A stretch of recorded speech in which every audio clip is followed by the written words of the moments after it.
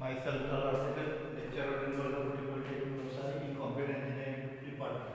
Today we learn a structure of C program in C language.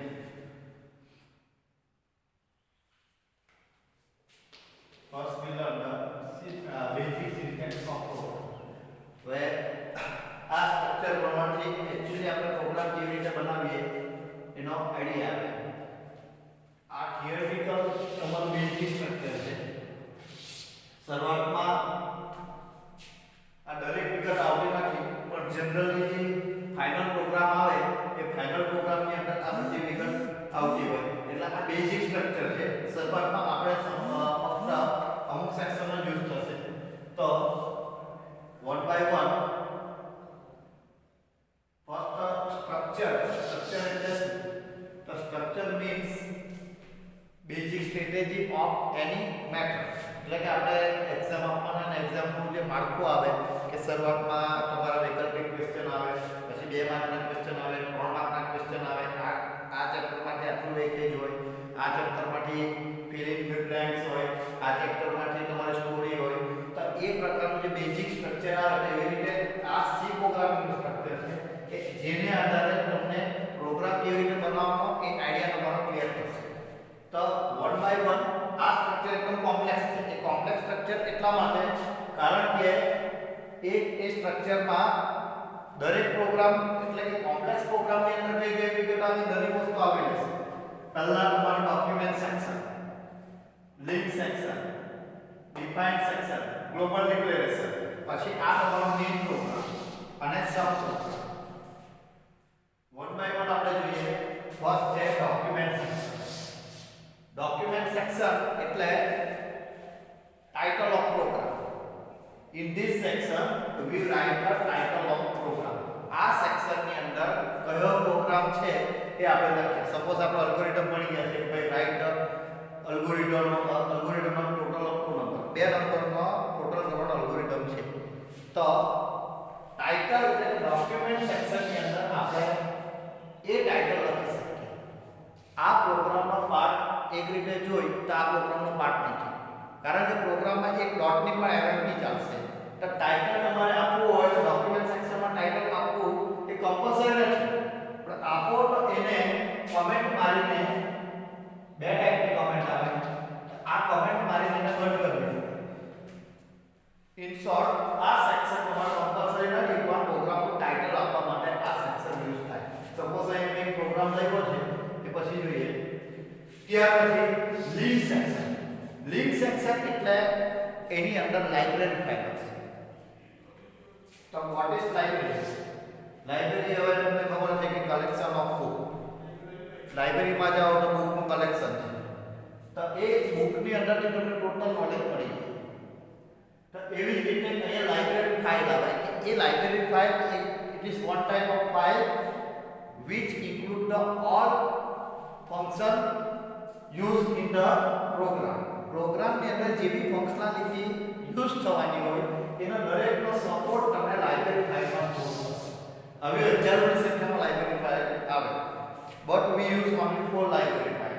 આપણે ફક્ત 4 library file use કરવાના છે. એમાંની એક્ઝામ્પલ તરીકે મેં એક લીધી છે include studio.h. હવે લાઇબ્રેરી ફાઇલ સ્ટાર્ટ ફ્રોમ પ્રીપ્રોસેસ. આ હેશ સાઇડની લાઇબ્રેરી ફાઇલની શરૂઆત થતી હોય એનું સ્ટ્રક્ચર જ છે. ત્યાર પછી include એટલે પ્રોગ્રામ એટેક. ત્યાર પછી આ ટેગ બ્રેકેટ નથી ટેગ છે. આ ટેગ અને એ ટેગની વચ્ચે જેની લાઇબ્રેરી ફાઇલ લખવાની. .h નો મીનિંગ થાય હેડર ફાઇલ. હેડર ફાઇલ એટલે શરૂઆતમાં વપરાય. અને આ ફાઇલ ઘણો મોટો કોડ છે, પણ ફક્ત એ ઇન્ક્લુડ કરવાનું હોય એટલે આખી લાઇબ્રેરી ફાઇલ તમારી ઇન્ક્લુડ થઈ જાય. એનો ભાવિક છે એ પર્ટિક્યુલર .h ગણી શકો. અહીં એક એક્ઝામ્પલ લીધું છે studio.h. એનું ફૂલ ફોર્મ છે સ્ટાન્ડર્ડ ઇનપુટ આઉટપુટ. તો આ લાઇબ્રેરી ફાઇલ પ્રોગ્રામની અંદર જે બી ડેટા ઇનપુટ થાય કે આઉટપુટ થાય એને સપોર્ટ કરવા માટેની લાઇબ્રેરી ફાઇલ છે. અને પ્રોગ્રામ એક એવી વસ્તુ છે કે ભાઈ આપણે જોઈએ વોટ ઇઝ પ્રોગ્રામ. પ્રોગ્રામ શું છે? પ્રોગ્રામ વિશે બેઝિક હોય સેટ ઓફ ઇન્સ્ટ્રક્શન, સૂચનાઓનો સમૂહ છે. પણ એ સૂચનાઓનો સમૂહ એ કેમ પ્રોગ્રામ કરવામાં આવે? તો પ્રોગ્રામ એટલે કોઈ બી ટાર્ગેટો અનુસાર જ પ્રોગ્રામ બનતો હોય. જેવી રીતે આપણી ઘરે કોઈ ફંક્શન હોય તો કઈને કે ટાર્ગેટ હોય તો આપણે ફંક્શન રાખીએ. તો પ્રોગ્રામ એટલે પર્ટિક્યુલર એમ માટે બનાવવાનો કે તમારા આઉટપુટનો મકસદ તમારો સિમ થવો જોઈએ. પણ ટોટલ આપણે પ્રોગ્રામ કરીએ ટોટલ એટલે ટોટલ તમારો આન્સર થવાનો. તો ટોટલ માટે તમે અમુક ફંક્શનાલિટી લો, તે માટે ઇનપુટ આપો, બે નંબર લેવું, બે નંબર માટે સરવાળા માટેનું ઇક્વેશન મૂકવું અને છેલ્લે તમને આઉટપુટ મળે. તો એ તમારો પ્રોગ્રામ કે satisfaction using input do some process and get satisfaction output. ઇનપુટનો ઉપયોગ કરવાનો, એના ઉપર પ્રક્રિયા કરવાની અને છેલ્લે જે સંતોષકારક આઉટપુટ મળે એને પ્રોગ્રામ કહેવાય. ઇન શોર્ટ વ્યવહારમાં કોઈ પ્રોગ્રામ એવો નથી કે જેમાં ઇનપુટ કે આઉટપુટ નહીં આવે. અને એને સપોર્ટ કરતી લાઇબ્રેરી ફાઇલ કઈ છે include studio.h. એટલે આ લાઇબ્રેરી ફાઇલ કમ્પલસરી તમારે કોઈ બી પ્રોગ્રામમાં લેવી છે. ડોક્યુમેન્ટ સેક્શન કમ્પલસરી નથી, પણ લાઇબ્રેરી ફાઇલ કમ્પલસરી છે અને એમાં પણ આ લાઇબ્રેરી ફાઇલ કમ્પલસરી છે. બીજી લાઇબ્રેરી ફાઇલ જરૂરિયાત પ્રમાણે લેવાની. ત્યારબાદ ડિફાઇન સેક્શન એટલે કોન્સ્ટન્ટ વેલ્યુ લેવા માટે. It is use for take the constant value. Constant value લેવા માટે ડિફાઇન સેક્શન યુઝ થાય. સપોઝ અલ્ગોરિધમ આપણે લાસ્ટ અલ્ગોરિધમ જોયો કે area of circle, area of સર્કલમાં પાય આવે. પાયની વેલ્યુ ખબર જ છે આપણને 3.14 કોન્સ્ટન્ટ છે. તો આ વેલ્યુ તમે જો ઉપર ડિફાઇન કરી દેવો તો ડાયરેક્ટ તમારે p લેવાનો હોય, કોઈ જગ્યાએ વેરીએબલ લેવાનો રહેતો નથી. તો એ પણ આવી રીતે ડિફાઇન થશે. હેશ સાઇન ડિફાઇન જે વેરીએબલ હોય તે અને એની વેલ્યુ. તો આ તમારો ડિફાઇન સેક્શન કહેવાય. એ સેક્શન પણ કમ્પલસરી નથી. ત્યારબાદ ગ્લોબલ ડિક્લેરેશન એટલે હવે કોઈ બી પ્રક્રિયા કરીએ, કોઈ બી પ્રોસેસ કરીએ તો પ્રોસેસ માટે ઇનપુટ જોઈએ. ઇનપુટ માટે તમે સિમ્બોલિક લેવો તો જે સિમ્બોલ ધારો કે બે નંબર ટોટલ ગણવા આવે છે e = a + b. a અને b એ સિમ્બોલ, એ નંબર 1 નો સિમ્બોલ છે, b નંબર 2 નો સિમ્બોલ છે. તો a તમારો નંબર 1 માટેનો સિમ્બોલ છે, b નંબર 2 માટેનો સિમ્બોલ છે. તો એ તમારા વેરીએબલ. તો આવા વેરીએબલ પ્રોગ્રામની અંદર લેવા પડે. તો એ વેરીએબલ તમારા જે પ્રોગ્રામની અંદર ઇન્ક્લુડ હોય એટલે આપણું જે મેઇન ફંક્શન છે, મેઇન ફંક્શન ઇન્ક્લુડ હોય તેને લોકલ વેરીએબલ કહેવાય. અને અમુક વેરીએબલ એવા કે મેઇન ની બહાર લેવા પડે. આપણે એને ડીપમાં જોવાની જરૂર નથી, પણ ખાલી જાણી લો કે ડિક્લેરેશન ગ્લોબલ ડિક્લેરેશન એટલે કે it take the external variable. External variable એટલે કે તમારે બહારથી આવા સિમ્બોલ લેવા માટે ગ્લોબલ ડિક્લેરેશન લેવું પડે. એ પણ કમ્પલસરી નથી. ત્યાર પછી મેઇન આ કમ્પલસરી છે. ઇટ ઇઝ મેઇન ફંક્શન કે જેની અંદર આપણે આખો પ્રોગ્રામ કરવાનો છે. It include the all program statement એટલે કે input, process, addition, partition, subtraction, તમે જે બી પ્રક્રિયા કરો, લૂપ લેવો, કન્ડિશન, આ બધું મેઇન ની અંદર લાવવાનું છે. એટલે આ આપણું મેઇન વસ્તુ છે. અને ત્યાર પછી આવશે સબ પ્રોગ્રામ એટલે કે કોઈ બી એક પ્રોગ્રામમાં પ્રોસેસ વારંવાર રિપીટ થતી હોય તો એ રિપીટ થતી પ્રોગ્રામને કોમાન્ડ તરીકે લઈ લો તો તમારે વારંવાર એને લખવું નહીં પડે. એ સબ પ્રોગ્રામ કહેવાય. હમણાં એમાં પણ ડીપમાં જવાની જરૂર નથી, એ આખું ચેપ્ટર પાછળ જવાનું. તો આ આપણે આખું સ્ટ્રક્ચર જોઈએ. આ એક સિમ્પલ પ્રોગ્રામ છે, પછી જોઈએ. પણ સ્ટ્રક્ચર એટલે આખો પ્રોગ્રામ કેવી રીતે બને છે. હવે પ્રોગ્રામમાં આપણે ઇનપુટ, પ્રોસેસ અને આઉટપુટ લેવાનું છે. હવે ખાસ ધ્યાન રાખો, કમ્પલસરી કઈ વસ્તુ લખવી પડે જે હું આ રાઉન્ડ કરું કમ્પલસરી.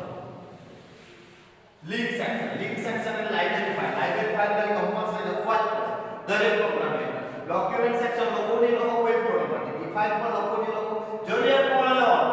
આ વસ્તુ કમ્પલસરી છે.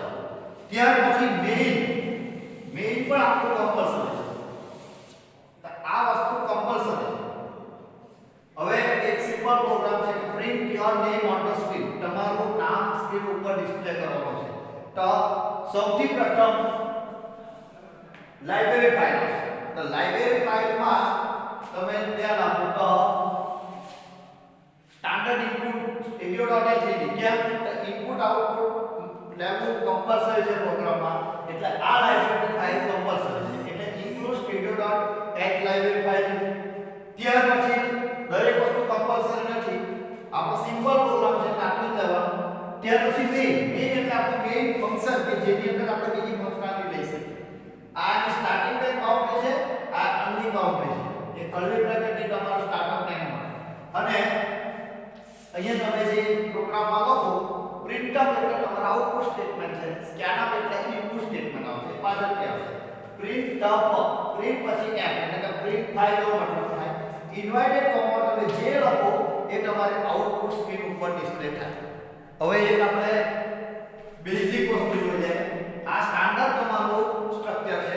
और નોર્મલ સ્ટ્રક્ચર ની માઇન્ડમાં રાખો તો તમારું પ્રોગ્રામ બનાવવા ઈઝી થઈ જાય. તો નોર્મલ ની અંદર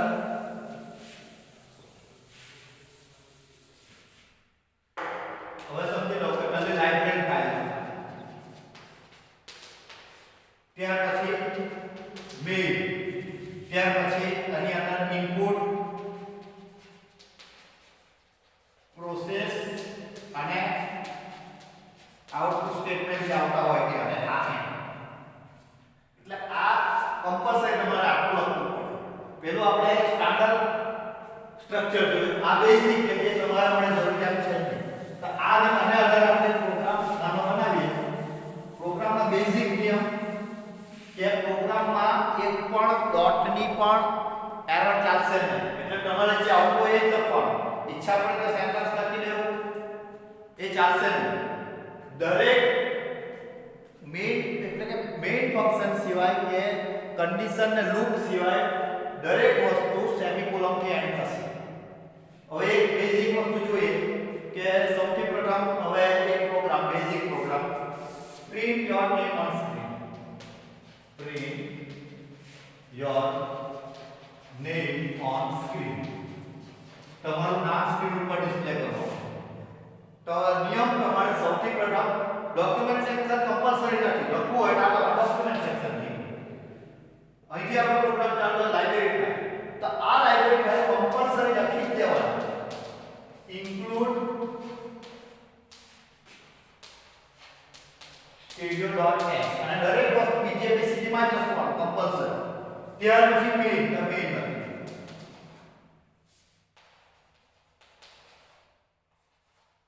મેઇન ની અંદર હવે આપણે પ્રિન્ટ કરવાનું છે. જસ્ટ આઉટપુટ છે તો અહીંયા લખીએ આપણે પ્રિન્ટ આ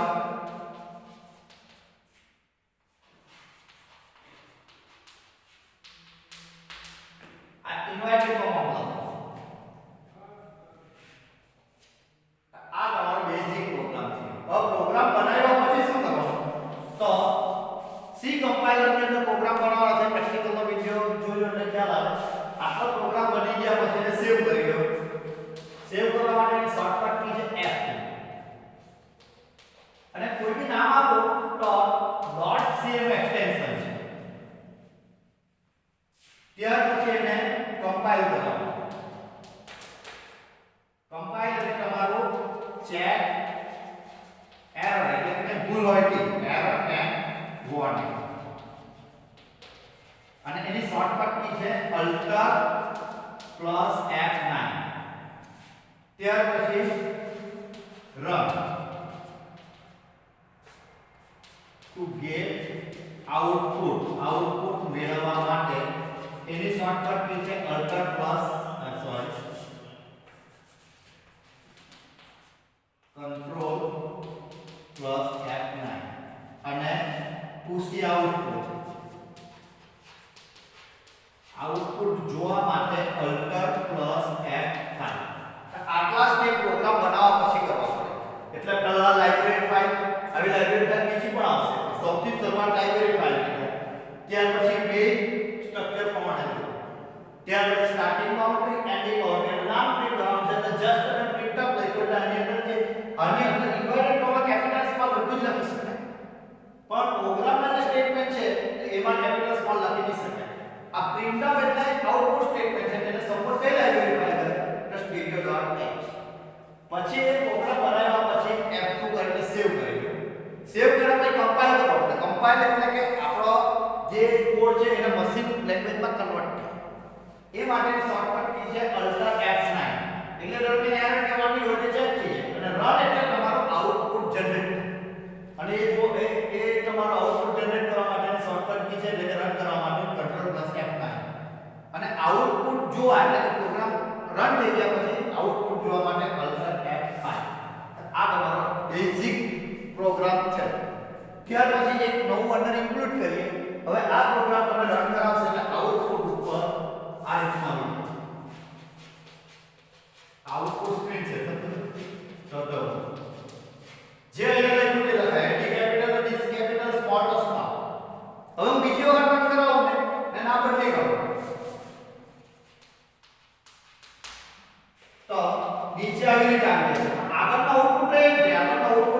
ક્લિયર થતું નથી.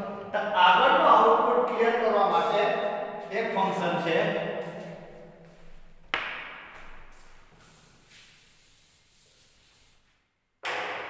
CLR SCR. આનો મતલબ થાય clear screen, clear the previous એટલે કે આગળનું આઉટપુટ હશે ને ક્લિયર કી, તો એ તમારે અહીંયા ઇન્ક્લુડ કરવા પડે CLR SCR. એટલે આ જગ્યાએ તમારી સ્ક્રીન આખી ક્લિયર થઈ જાય અને એના માટે સપોર્ટેડ લાઇબ્રેરી ફાઇલ લખવી પડે. તો તે લાઇબ્રેરી ફાઇલ છે include conio.h. હવે રન કરાવો જે આઉટપુટ હોય તે સિમ્પલ જે આઉટપુટ આવે.